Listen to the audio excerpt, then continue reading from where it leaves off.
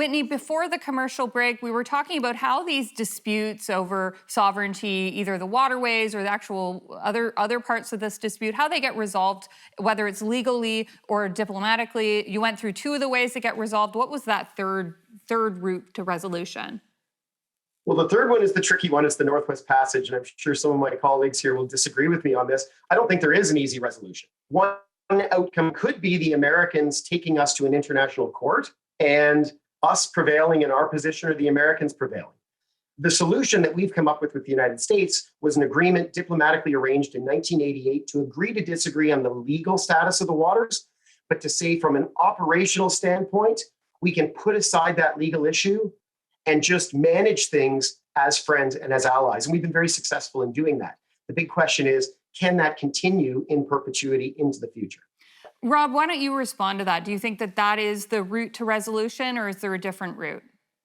There's going to be a different way in terms of this resolution, because the Americans, despite the efforts to have these elements come in, the Americans have never changed their position. They've led it when it's been okay to go on these issues, but they've never changed their position that it's an international strait. There's a further difficulty that Canada faces, is that we have never really gotten serious about being able to say no to anyone. The Russians have sort of a similar claim to the waterways, and they say no to those that they don't want in.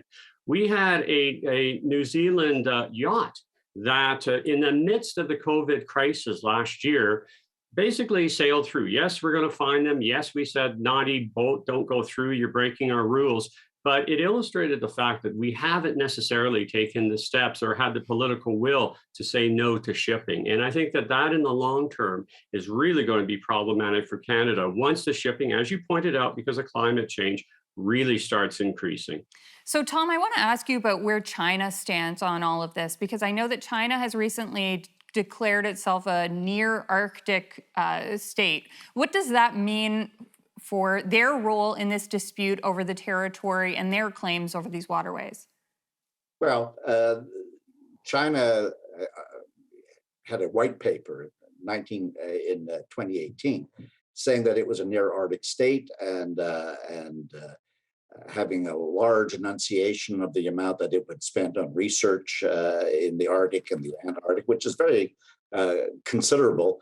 And then a few alarm bells went off when they announced in that paper that the Arctic would also be considered to be part of the Belt and Road, that there would be a polar component of that Silk Road. And of course, geopolitically, there's many concerns about China gaining influence through the Belt and Road Initiative throughout Asia, Latin America, Africa. And now they've at least posited that the Arctic is part of it, and they've been very active in seeking out investments in Greenland.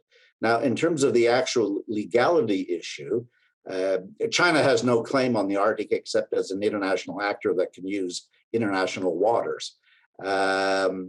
So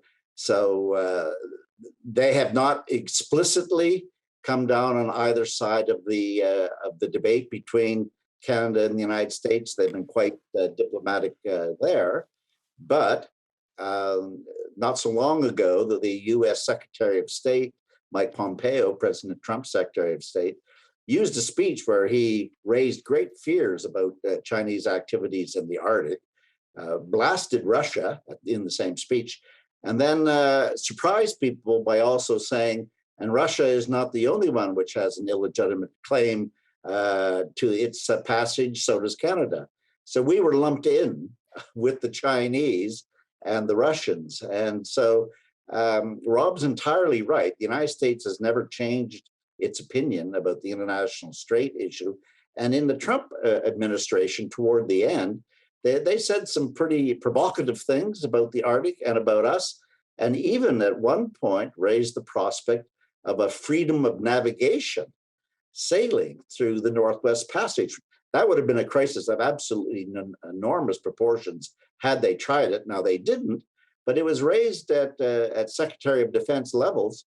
So we missed a very big crisis just by the waning months of the Trump administration.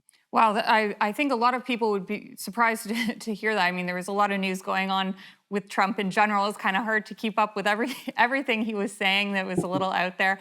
But I certainly missed that. So thanks for drawing it to our attention.